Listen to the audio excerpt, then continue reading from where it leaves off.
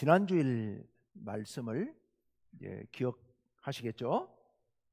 바울이 드디어 예루살렘에 도착했습니다. 그래서 예루살렘 교회에 야고보를 비롯한 장로들을 만나고 그들에게 그동안에 있었던 선교 보고를 하고 문안 인사를 했습니다. 그런데 그 장로들이, 특히 야고보가 들려주는 말이, 지금 예루살렘 사회가 심상치 않다.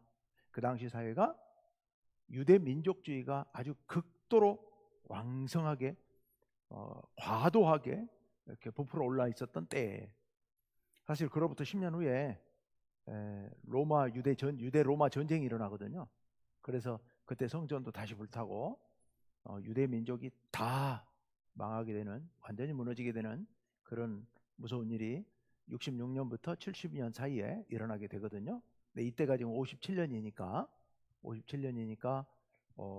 그 유대 민족주의가 막 왕성했던 때. 그런데 당신이 저 이방 나라들에서 복음을 전하는 것들에 대해서 이 유대인들이 유대 민족주의를 훼손하는 것이라고 생각해서 유대 모세의 율법과 성전과 할례에 대해서 당신이 안 해도 된다고 이렇게 가르치고 있는 게 다 알려져서 그렇게 오해하고 있어서 굉장히 위험하다. 그러면서 타협책을 제시를 하죠. 당신이 그렇지 않다는 것을, 당신이 율법을 잘 지킨다고 하는 것을 저 사람들에게 시범으로 좀 보여줘야 된다. 몸으로 보여줘야 된다. 그래서 일단 첫째, 결례를 행할 것. 이건 이방인 지역을 여행하고 돌아온 사람들이 대개 다 하는 그런 일이니까 그것까지는 괜찮습니다. 결례를 행할 것. 그리고 그동안에 나실인 서약을 하고 30일 동안 그 예법에 따라 정결하게 살았던 사람들이 이제 30일이 지났으니 머리를 깎고 성전에 들어가서 하나님께 제물을 드리는 일이 있는데, 그 일을 가난한 사람들일 경우에 부자들이 대신 비용을 부담해 주는 그런 일이 있고, 그럴 때 백성들이 굉장히 귀하게 여기는 그런 문화가 있으니 당신이 그 일을 좀 했으면 좋겠다 해서 이제 그렇게 하게 됩니다. 자, 바울이 경결례를 행하는 동안 3일째와 7일째 성전에 들어가게 돼 있는데, 7일째 성전에 들어갔다가 엉뚱한 데서 일이 터져버리죠. 즉 아시아 출신, 에베소 출신 몇 사람이 바울을 알아보고서 사람들에게 막 소리를 지르면서 선동을 한 겁니다. 이 사람이 천하에 다니면서 유대인들을, 유대 율법을, 모세 율법과 할례, 성전에 대해서 모독하는 말을 했던 그런 사람이다 라고 하면서, 이 사람이 할례 받지 않은 이방인 드라비모를 데리고 성전에 들어갔다, 이렇게 거짓말로 선동하는 통에 주변 상황을 모르는, 정황을 모르는 유대인들이 몰려들어가지고 바울을 붙잡았고 성전 밖으로 끌고 나가서 돌로 쳐 죽이려고 치고 있는 상황에서 그 소동이 났다는 소리를 듣고 성전 수비대, 로마 군대가 쫓아와서 붙잡은 거예요. 붙잡았어요. 거기까지가 지난주 얘기. 이제 오늘 이어서 붙잡아서 그러면 이제 그 다음에 어떻게 할 것인가. 이제 들어가려 할 때 바울이 이제 헬라어로 그 천부장에게 말을 거는 거예요. 자, 그러자 37절 하반절 38절 우리 같이 한번 봅시다. 자, 37절 하반절부터 시작. 이르되 내가 헬라 말을 아느냐? 그러면 내가 이전에 소요를 일으켜 자객 4,000명을 거느리고 광야로 가던 애굽인이 아니냐? 아멘. 이 지금 천부장 얘기예요. 천부장이 얘기하는 거예요.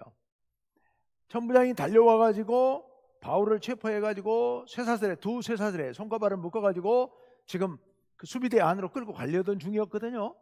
그런데 이유가 뭐였느냐? 여기서 천부장 말을 들으니까 천부장이 그렇게 득달같이 달려왔던 이유가 여기 있었던 거예요. 오해를 했던 거예요. 어떤 사람으로 얼마 전에 자기가 메시아 행세를 하면서 로마와 싸워서 유대의 독립을 쟁취해야 된다면서 여기 4,000명으로 돼 있는데 요세푸스라고 하는 당시 역사를 기록했던 역사가의 기록에는 4만 명으로 돼 있어요. 그럼 많은 유대인들을 거느리고서 소요를 일으킨 거예요. 그러다가 로마군에게 진압을 당해가지고 200명 죽고 400명 붙잡히고, 그리고 이 우두머리는 도망쳤어요. 잠적해버렸는데 어디로 갔는지 몰라요. 못 잡은 거예요. 근데 바울이 나타나가지고 소동을 일으켜가지고 막 사람들이 붙잡고 쏟아내니까 이 로마 천부장이 그 사람으로, 그 주동자로 착각을 한 거예요. 그래서 와서 붙잡았어요. 또 말이 안 통하니까 자기는 로마 말을 쓰고 이 사람들 자기는 헬라 말을 쓰고 이 사람들은 아람어를 쓰니까 히브리어를 쓰니까 못 알아본 거예요. 그래서 뭣도 모르고 붙잡은 거죠. 자, 그런데 이 바울이 헬라어에 능통하니까 헬라 말로 하니까 이게 아니네 싶어서, 전에 소동 일으킨 사람은 그런 사람 아니니까 애굽 출신 유대인이에요. 애굽에 살던 유대인. 근데 어쨌건 뭐 그리 된 거예요. 자, 그래서 이런 소동 속에서 이제 바울이 변명을 하게 됩니다. 39절에 보면 바울이 나 유대인이고 길리기아 출신이고 그리고 길리기아 다소 출신이다 라고 이제 얘기를 합니다. 그러면서 바울이 이야기하죠. 내가 이 무리들에게 말할 수 있는, 나를 변명할 수 있는, 변명이라는 게 이제 나의 상황을 정확히 얘기한다 이런 뜻입니다. 우리는 변명 그러면 뭐 없는 핑계 둘러대고 막 이런 거 얘기하는데, 성경에 나오는 변명은 그런 뜻이 아니고 자기 변호, 자기 입장을 제대로 사실을 알리는 것, 이것을 말합니다.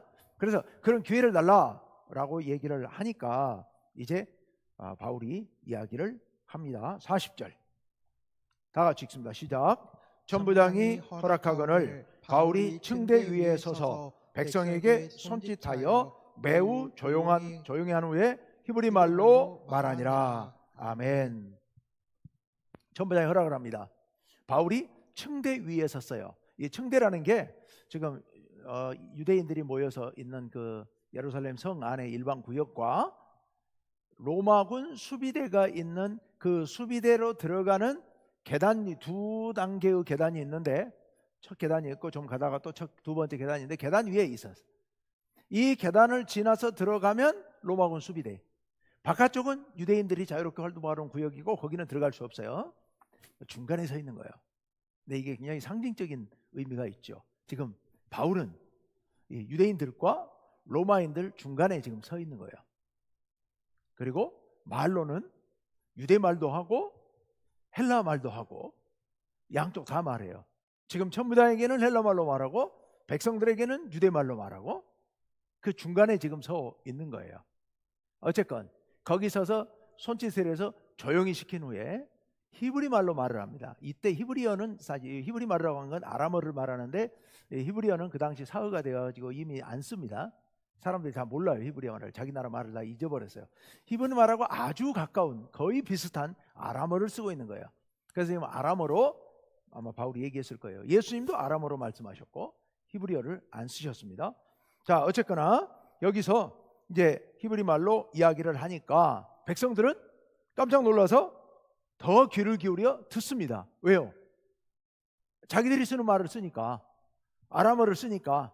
그러니까 더 귀를 기울여 듣는 거예요. 아까 말씀드렸던 것처럼 유대 민족주의가 아주 극에 달해 있었기 때문에 헬라어를 쓰거나 로마 말을 쓰거나 이랬으면 아마 안 들으려고 그랬을 거예요. 알아도 안 들으려고 그랬을 거예요.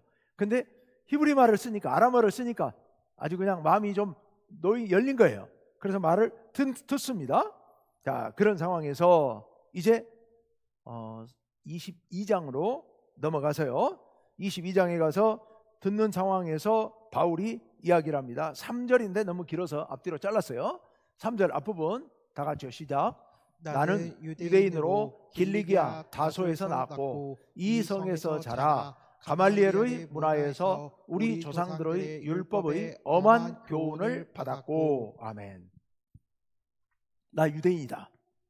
그리고 길리기아 다소에서 낳았다. 하지만 아버지가 길리기아, 그 당시 유대인들의 뭐 거의 절반 이상은 다 디아스포라 흩어져 있었거든. 다른 도시에, 헬라 도시에.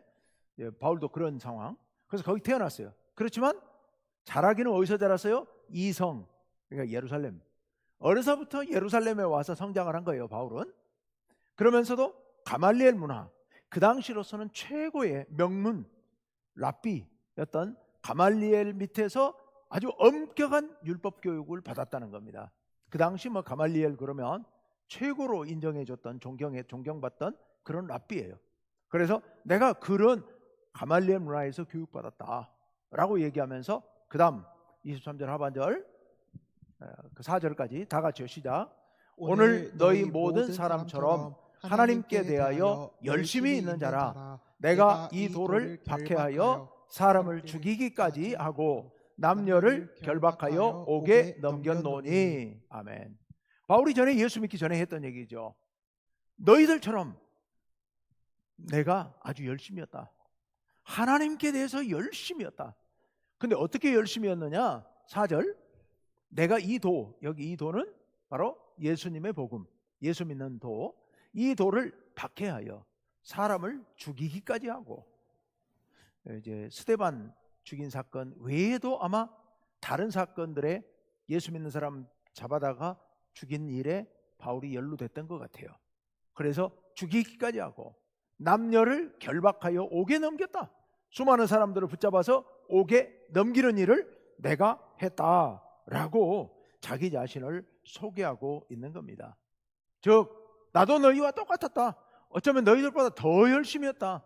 너희가 하지 않는 일까지도 나는 다 했었다라고 그렇게 얘기를 합니다. 자, 그러면서 이제 5절부터 21절까지 다시 바울이, 제가 말을 이름을 혹시 바꿔 얘기하더라도 이해하고 들으십시오. 여러 말을 하다 보면 말이 막 바뀌고 하는데 어쨌거나 5절부터 21절까지는 바울이 자기가 다메섹 도상에서 겪었던 일, 그리고 그 후에 관련해서 하나님께서 주신 말씀들에 대해서 설명을 하고 있어요. 그러니까 지금 요 누가복음 안에는 이야기 속에 이야기가 들어있는 거예요. 지금 바울이 이러이러한 행적을 했다라고 누가가 지금 쭉 기록하고 있는데 그 누가의 이야기 속에 바울이 연설한 이야기가 들어있는 거예요. 근데 바울이 그 연설 속에 자기 경험담을 이야기하고 있어요. 그러니까 누가의 이야기 속에 바울의 이야기가 지금 담겨 있는 그런 구조인데요. 근데 요 바울이 다메섹에 가다가 예수님 만난 이야기가 사도행전에만 3번 나와요. 어디 나온지 아시죠? 첫 번째 9장에 가서 보면 최초로 바울이 다메섹 가다가 예수님 만난 이야기를 누가가 기록해 놨어요. 오늘 여기 22장에서 바울이 백성들 앞에서 내가 이런 일을 겪었다라고 설명하는 얘기를 또 누가가 기록해 놨어요. 26장에 가면 이제 로마의 고관들 앞에서 재판석상이지, 일종의 재판석상에서 자기가 겪었던 일을 또 얘기를 해요. 요 다메섹으로 가면서 겪었던 일을. 근데요, 3가지 이야기가, 누가가 정말 대단한 게 3가지 이야기가 다 조금씩 달라요. 뭐가 충돌하지는 않아요. 충돌하지는 않는데 포인트나 설명하는 것들이 약간씩 달라요. 그 상황에 따라서 적절하게, 상황에 따라 적절하게 그 이야기를, 이제 우리가 그러잖아요. 제가 똑같은 제 얘기를 해도 여기서 얘기할 때하고 2부 예배 청년들하고 설교할 때 그 이야기하는 거하고 좀 달라져요. 제가 뭐 원고를 읽지는 않으니까 원고 쓸 때하고 또 설교할 때 또 다르고 그래서 좀 달라져요. 바울이, 누가가 상황에 따라서 그걸 적절하게 잘 묘사를 하고 있어요. 자, 이제 5절부터 21절까지는 바울이 자기 얘기한 내용들. 그래서 그걸 어떻게 얘기하고 있느냐, 이제 다 읽지는 않을게요. 너무 많아서.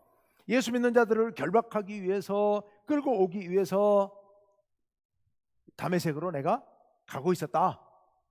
그래서 허락 받아가지고 가고 있었다. 그러다가 6절과 7절을 보면 오정쯤 되어 이렇게 얘기하고 있는데 12시 정도, 낮 12시 정도, 그런 햇빛이 가장 찬란하게 빛날 때, 그때쯤 일어났던 일, 큰 빛과 음성이 들렸다는 거예요. 너무 밝은 빛. 여러분, 한낮에, 대낮에는 웬만한 밝은 빛으로는 이거 빛이 있는 것도 못 느끼잖아요. 햇빛이 밝으니까. 그런데 그 오정쯤 된 대낮에 빛이 비쳤는데 그 빛에 바울의 눈이 안 보일 만큼 그렇게 밝은 빛이 비친 거예요. 거기 같이 갔던 사람들이 다 놀라가지고 엎드려서 고개를 들 수 없을 만큼 그런 상황에 그런 놀라운 빛이 비치면서 그 가운데 음성이 들리는데, 네가 왜 나를 박해하느냐, 이런 음성이 들려요. 그러니까 바울이 누구십니까? 했더니 나는 네가 박해하는 나사렛 예수다. 나 예수다. 예수님을 거기서 만난 겁니다. 환상 가운데서. 그 전에 예수님께서 이미 부활 승천하셨는데 환상 속에서 바울 앞에 나타나서 바울을 부르면서 왜 네가 나를 박해하느냐. 26장에 가서 보면 가시채를 뒷발질하기가 너한테 고생이다, 이런 말씀을 하시거든요. 근데 여기는 이제 그 말씀은 안 나와요. 어쨌거나 왜 박해하느냐 그러면서 이제 바울이 놀래가지고 제가 어떻게 해야 될까요? 했더니 다메섹으로 들어가라. 다메섹 들어가면 네가 할 일을 가르쳐 줄 사람이 있을 것이다 라고 말씀하게 됩니다. 자, 그러던 것이 이제 쭉 이어서 이 바울이 다메섹에 사람들의 손에 끌려서 들어가게 됩니다. 11절에 손에 끌려 들어가요. 다메섹으로. 왜요? 그때 예수님 만나고 눈이 멀어버린 거예요. 안 보이는 거예요. 그러니까 안 보이니까 사람들이 바울의 손을 잡고 끌려서 다메섹에 들어갔다. 이게 재밌는 게요, 바울이 다메섹에 뭐하러 가던 중이었어요? 믿는 사람들을 체포해서 끌고 오려고 가고 있는 중이었어요. 근데 믿는 사람들 끌고 오려고 다메섹에 들어가는 중이었는데 예수님 만나가지고 어떻게 됐어요? 지가 끌려갔어요. 눈이 안 보이니까 할 수 없이 다른 사람 의지해서 들어갔다는 얘기예요. 그걸 끌려서 들어갔다라고 표현하고 있는데요, 하나님을 거역하는 일을 하다가 이렇게 되었습니다. 자, 이제 들어갔더니 그 다음에 아나니아라고 하는 경건한 사람, 여기 누가는 그렇게 표현하고 있어요. 혹 여기 듣고 있는 유대인들이 오해할까 봐 아나니아를 소개할 때 아나니아는 유대인이고 경건한 사람이었다. 그리고 유대인들로부터 칭찬을 듣는 사람이었다. 아주 건강한 건전한 사람이었다라고 얘기를 합니다. 그러면서 그 사람이 와서 나를 보라. 바울이 눈이 열려서 그 빛을 본 날로부터 눈이 안 보여서 이제 9장에 보면 사흘 밤낮을 먹지도 마시지도 못했다고 그랬거든요. 근데 아나니아가 와서 말하니까 보라 그러니까 보기 위해서 눈을 떴는데 눈이 열린 겁니다. 그래서 보게 된 거예요. 그리고서 하나님의 명령을 이 아나니아가 전합니다. 14절. 네, 다 같이 읽습니다. 시작. 그가 또 이르되 우리 조상들의 하나님이 너를 택하여 너로 하여금 자기 뜻을 알게 하시고 그 의인을 보게 하시고 그 입에서 나오는 음성을 듣게 하셨으니. 아멘. 아나니아가 말합니다. 우리 조상들의 하나님이, 즉 여호와 하나님이 첫째, 너를 택하였다. 너를 선택하셨다. 너 같은 나쁜 놈을, 예수 믿는 사람 붙잡아 죽이고 붙잡으러 다니려고 혈안이 돼가지고 온 사방을 뛰어다니는 이 너 같은 나쁜 놈을 하나님이 택하셨다. 그래서 무엇하게 하려고? 자기 뜻을 알게 하시고 하나님의 뜻을 깨닫게 하시고 그리고 그 의인을 보게 하시고. 여기 지금 유대인들의 앞이니까 그 표현을 조심하고 있는 거예요. 그 의인 누구겠어요? 예수님을요. 예수님을 보게 하시고, 너희들이 잡아 죽인 예수님을 보게 하시고, 그리고 그 입에서 나오는 무엇을 듣게 하셨다? 음성을 듣게 하셨다. 예수님의 음성을 듣게 하셨다. 하나님이 너를 택했다. 그래서 하나님께서 당신의 뜻을 알게 하셨다. 그리고 그 예수를 보게 하시고 그 소리를 듣도록 하셨다 라고 아나니아를 통해서 말씀을 들려주십니다. 그러면서 15절 아주 결정적인 말씀이 나옵니다. 다 같이요, 시작. 내가 그를 위하여 모든 사람 앞에서 내가 보고 들은 것에 증인이 되리라. 아멘. 여러분, 사도행전에서 결정적으로 중요한 단어 하나가 증인이죠. 증인. 예수님 부활절 이후에 아주 중요한 단어가 증인입니다. 예수님의 부활의 증인, 그리스도의 증인, 복음의 증인. 예수님을 믿는 제자들은 다 증인이다. 증인은 뭘 해야 돼요? 증언을 해야 돼요. 누구에게? 안 믿는 사람들에게. 안 믿는 사람들에게 나가서 복음을 전하는 것, 이거 예수님을 증언하는 일입니다. 그것을 네가 증인이 되어서 예수님을 오늘 이렇게 만났고 그 음성을 들은 것을 증언하도록 하기 위해서 너를 택했다 라고 아나니아를 통해서 전해 주십니다. 그러면서 16절 다 같이 시작. 이제는 왜 주저하느냐? 일어나 주의 이름을 불러 세례를 받고 너의 죄를 씻으라 하더라. 아멘. 아나니아가 바울에게 이제는 왜 주저하느냐? 일어나 주의 이름을 불러, 즉 예수님을 너의 주님으로 부르라. 즉 믿음을 고백하라는 얘기죠. 믿음을 고백하고 세례를 받고 너의 죄를 씻으라 하더라. 근데 바울이 이 말을 하면서 아나니아가 나한테 이런 말을 했습니다 라고 말하고자 하는 것도 있지만, 이 말을 통해서 바울은 간접적으로 강력하게 거기 있는 청중들에게 권면하고 있는 겁니다. 이렇게 당신들도 이렇게 하시오 하는 겁니다. 나에게 나타나서 그런 놀라운 일을 보여주셨던 그 하나님 내가 믿고 이렇게 되었는데, 당신들도 이렇게 하시오. 주저하지 말고 일어나 주의 이름을 불러, 예수 그리스도의 이름을 불러 세례를 받고 죄를 씻으십시오. 그래야 구원받습니다 라는 것을 간접적으로 지금 이야기하고 있는 거죠. 자, 거기에 더해서 정말 중요한 말씀을 또 합니다. 17절 다 같이요, 시작. 후에 내가 예루살렘으로 돌아와서 성전에서 기도할 때에 황홀한 중에 아멘. 그 후에 내가 예루살렘으로 돌아왔다. 그리고 내가 성전에 들어와서 하나님 앞에 간절히 기도했다. 황홀한 중에, 이건 환상을 보았다는 얘기입니다. 환상을 보았다. 성전에서 간절히 기도하고 있었다. 나도 당신들처럼 열심히 기도하는 사람이었고 이렇게 기도했다. 근데 이곳 예루살렘 성전 안에서 무슨 일이 벌어졌느냐? 18절 다 같이요, 시작.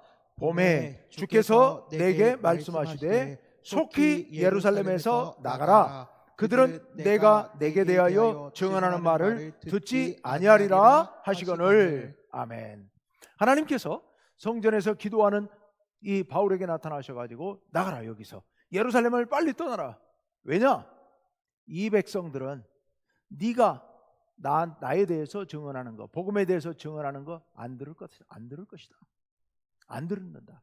그러니 여기 머물러 있지 말고 떠나라. 예루살렘을 떠나라.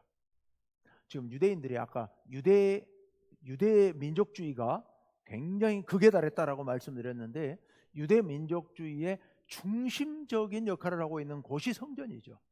사람들이 이렇게 모이는 데는 상징적인 게 있어야 되고 상징적인 장소가 있어야 되는데, 바로 예루살렘 성전이 유대인들의 중심지 역할을 하고 있는데, 그런데 하나님께서는 여기서 떠나라고. 이 백성들은 듣지 않는다. 듣지 않는다는 얘기는 무슨 얘기예요? 버렸다는 얘기예요. 버렸다. 그러니 넌 여기를 떠나 딴 데 가라. 다른 데 가서 전하라.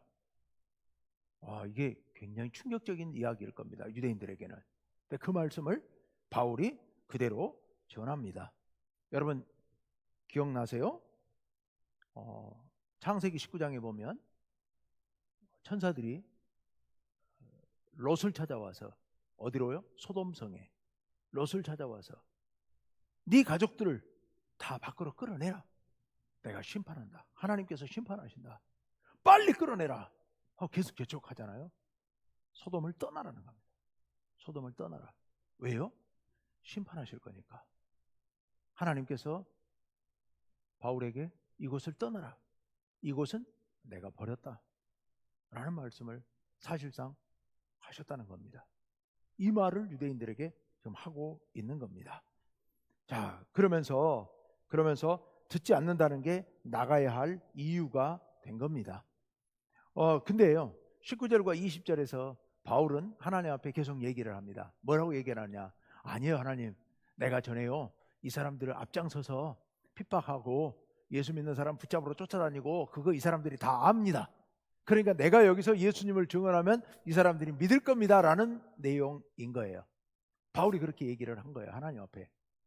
보세요, 우리가 인간적으로 그렇게 생각할 수 있죠. 하나님께서 야 여기 아니야, 너 저쪽으로 가 하는데, 아이 제 생각이, 제가 여기 어떻게 터전을 닦아 놓는데요, 내가 할 수 있어요, 내가 하면 다 들을 거예요. 인간적인 생각인 거예요. 인간적인 생각. 하나님께서는 떠나라고 하시는데요, 21절에 마지막으로 결정적인 말을 합니다. 바울이 이 말을 하는 통에 다시 또 죽을 뻔합니다. 자, 그 말이 뭐냐? 21절 다 같이요, 시작. 나더러 또 이르시되 떠나가라. 내가 너를 멀리 이방인에게로 보내리라 하셨느니라. 아멘. 뭐하러? 하나님 말씀을 전하러, 예수 그리스도의 복음을 전하러, 그들을 구원하러 멀리 이방인에게로 너를 보낸다. 그래, 떠나야 된다. 하나님께서 강력하게 말씀하셨다라고 바울이 이야기를 하는 겁니다. 그래서 내가 가서 이방인들에게 복음을 전하고 있는 겁니다. 여기까지 여기까지가 바울의 말의 끝이었어요. 안타깝게도 여기까지가 끝이었어요. 자, 22절 다 같이 읽습니다. 시작. 이 말하는 것까지 그들이 듣다가 소리 질러 이르되 이러한 자는 세상에서 없애버리자, 살려둘 자가 아니라 하여. 예. 여러분, 이 말씀은 이제 여기서 끝나지 않습니다. 오늘 22장부터 시작해가지고 바울이 여기서 붙잡혀가지고 지난번에 말씀드린 27장, 26장, 7장까지, 아니 28장까지 계속 붙잡혀 있게 돼요. 근데 그동안에 재판을, 로마인이기 때문에 정상적인 재판을 받아야 되는데 유대인들은 어떻게 해서든 어딘가로 빼내가지고 어디로 움직이는 동안에 바울을 테러해서 죽여버리려고 온갖 모의를 하고 작당을 하죠. 이유가 여기 있는 거예요. 아까 뭐라고요? 하나님께서 나를 불러서 이방인의 사도로 보내셨다. 예루살렘을 떠나라고 말씀하셨다. 그 말씀에 유대인들이 분노해가지고 그렇게 끝없이 바울을 죽이려고 작당을 하게 된다. 나중에 험한 일들이 많이 벌어지게 되죠. 근데 여기서 우리가 한번 생각해 볼 필요가 있습니다. 사실 그 야고보 장로와 같이 처음에 왔을 때 이야기했을 때 그들이 생각했던 건 뭐예요? 자칫 잘못하면 바울에 대해서 오해하고 있기 때문에 잘못하면 이 유대인들이 당신을 죽이려고 할 거다. 그러니 어떻게 하자? 유대인들이 당신이 율법을 지키는 자임을 인정할 수 있도록 이러이러하자 했잖아요. 당신에 대해서 오해하고 있다는 거예요. 그러니까 그 오해를 풀어주자는 거예요. 바울도 동의했어요. 그러면 지금 이제 이렇게 붙잡혀간 이유가 뭐였어요? 유대인 드로비모하고 같이, 유대인 헬라인 드로비모와 같이 성전에 들어갔다고 오해해서 생긴 일이잖아요. 그럼 이렇게 천부장이 보호해주는 상태에서 말할 기회를 얻었으니까 뭘 했어야 돼요? 거기서 그걸 얘기했어야죠. 나 저 사람 데리고, 드로비모 데리고 들어오지 않았다. 나 저 거리에서 시내에서는 데리고 있었지만 성전 안에는 절대로 안 들어왔다. 본 사람 있느냐? 이렇게 항변을 하면서 나 율법 잘 지키는 사람이다 라고 자기 보호를 할 수 있는 말들을 했어야 되는데 그런 말을 하지 않고 그 유대의 민족주의에 더 오히려 불을 지르는 이런 말을 해버린 거예요. 왜 그랬을까요? 이 말 때문에 바울이 그 후로도 모진 고생을 해야 되는데 왜 자기를 보호할 말을 하지 않고 이렇게 더 오히려 불을 지르는 말을 하고 말았을까요? 바울은 내 동족, 내 민족 유대인들을 어떻게든 구원하는 일, 여기 사실 하나님의 명령에 의해서 이방인들을 저 복음을 전해서 구원하는데 전생을 바치지만 그러나 자기 속마음은 그보다 먼저 우리 유대인들을 구원하고 싶은, 동족을 구원하고 싶은 마음이 속에 가득해 있었던 거예요. 그러니까 이 말할 기회가 주어지니까 자기도 모르는 사이에 어떻게든 이 민족들이 예수님 믿는 일이 거짓이 아니고 진실임을, 하나님께서 원하시는 일임을, 예수를 믿어야 구원받는다는 사실을 알리고 싶은 거예요. 그래서 한 명이라도 내 말을 듣고 구원받기를 바라는 마음에 목숨 걸고 이 기회를 이용해서 얘기를 한 겁니다. 그런데 대중적인 분위기가 그게 안 된 거죠. 안 된 거예요. 그래서 이 격앙된 무리가 바울을 죽이려고 하게 된다. 그러자 이제 천부장이 안 되겠다 싶어가지고서 얼른 떼밀고 영내로 끌고 들어갑니다. 영내로 끌고 들어가서 이 고문하는 판에다가 엎어뜨려 놓고 가죽줄로 묶어놓고 채찍으로 치라고 한 거예요.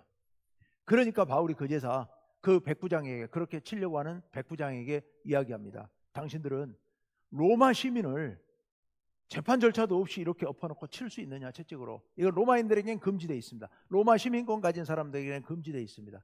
바울은 로마 시민권자였던 거예요. 그 말을 하니까 백부장이 놀래가지고 천부장이가 보고합니다. 저 로마 시민이라는데요, 이거 어떡하죠? 천부장이 쫓아 내려왔습니다. 그 당신 로마 시민 맞냐? 나는 돈 엄청 주고 로마 시민권 샀는데. 천부장인데 당신은 어떻게 해서 로마 시민권 얻었느냐? 날 때부터 로마 시민이었습니다. 굉장한 집안이었다는 얘기죠. 그러니 이 천부장이 놀래가지고 이제 그 다음에 보면, 그 다음 날 가면 이제 풀어주게 돼요. 어쨌건 이제 세사들을 묶여놨던 상태로는 있지만 채찍은 치지 않게 되는 그런 상황. 그렇게 쭉 이야기가 이제 마무리되게 됩니다. 사실 이때로부터 바울은 이제 로마 시민으로 삽니다. 물론 그전에도 로마 시민이었는데 한 번도 로마 시민권을 이용해 본 적이 없어요. 그럴 필요도 없었고. 근데 이제부터는 그게 필요한 거예요. 바울이 궁극적으로 가려고 하는 것은 로마. 어쨌건 로마 황제한테까지 가야 돼요. 나중에는 재판 상고를